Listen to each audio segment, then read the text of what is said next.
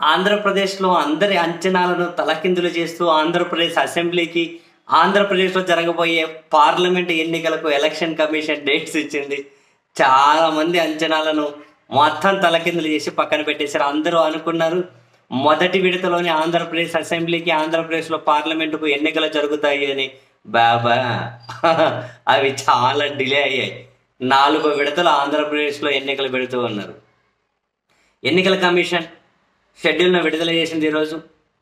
ఓవరాల్గా 97 కోట్ల మంది ఓటర్లు, ఇందులో 49.7 కోట్ల మంది పురుషులు, 47.1 కోట్ల మంది మహిళలు, ఇందులో 1,82,00,000 మంది కొత్త ఓటర్లు, 10.5 లక్షల పోలింగ్ స్టేషన్లు, 55 లక్షల ఈవీఎం మిషన్లు, 1.5 కోటి ఉద్యోగస్తులు.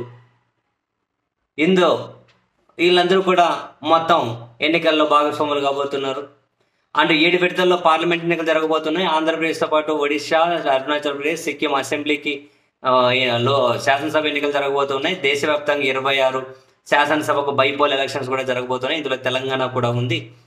కంటోన్మెంట్ అమ్మాయి మొన్న యాక్సిడెంట్లో చనిపోయారు కదా, సో ఆ స్థానం ఓవరాల్గా 26.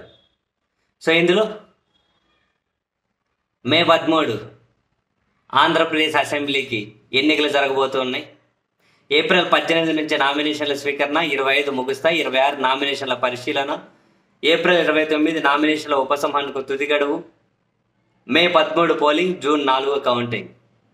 ఆంధ్రప్రదేశ్ పార్లమెంట్ ఎన్నికలకు సంబంధించి దేశంలో 4 విడతలో సేమ్ మే 13వ తేదీనే ఆంధ్రప్రదేశ్, తెలంగాణలో కూడా పార్లమెంట్కి ఎన్నికలు జరగబోతూ ఉన్నాయి. మొదటి విడత ఎన్నికలు ఏప్రిల్ 19వ తేదీ దేశంలో ప్రారంభమవుతూ ఉన్నాయి.